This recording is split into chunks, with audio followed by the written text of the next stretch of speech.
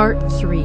Attack by Stratagem. Sun Tzu said, "In the practical art of war, the best thing of all is to take the enemy's country whole and intact. To shatter and destroy it is not so good.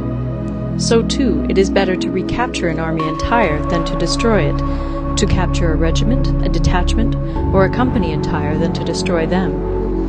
Hence, to fight and conquer in all your battles is not supreme excellence. Supreme excellence consists in breaking the enemy's resistance without fighting.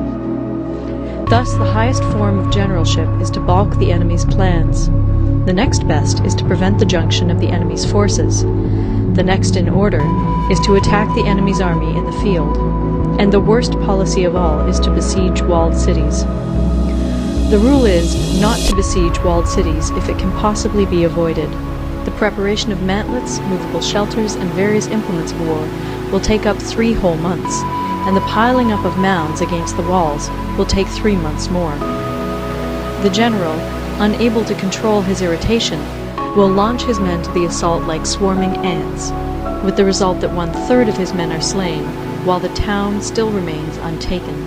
Such are the disastrous effects of a siege. Therefore, the skillful leader subdues the enemy's troops without any fighting.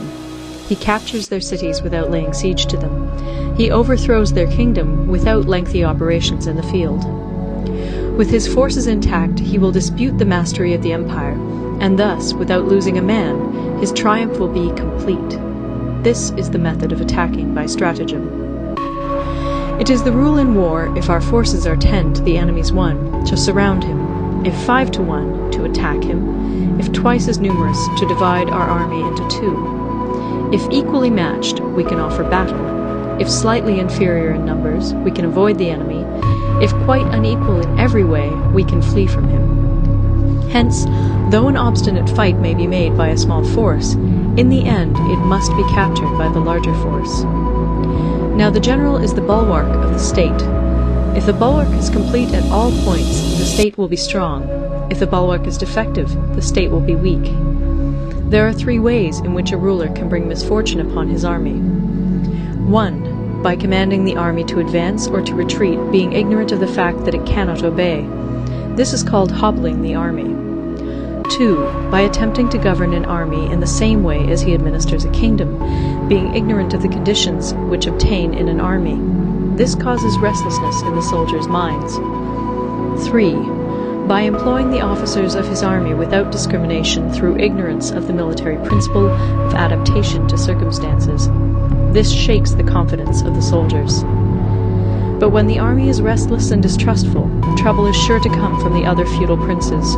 This is simply bringing anarchy to the army and flinging victory away. Thus, we may know that there are 5 essentials for victory. 1. He will win who knows when to fight and when not to fight. 2. He will win who knows how to handle both superior and inferior forces. 3. He will win whose army is animated by the same spirit throughout all its ranks. 4. He will win who, prepared himself, waits to take the enemy unprepared. 5. He will win who has military capacity and is not interfered with by the sovereign. Hence the saying, if you know the enemy and know yourself, you need not fear the result of 100 battles. If you know yourself, but not the enemy, for every victory gained, you will also suffer a defeat. If you know neither the enemy nor yourself, you will succumb in every battle. End of Part 3.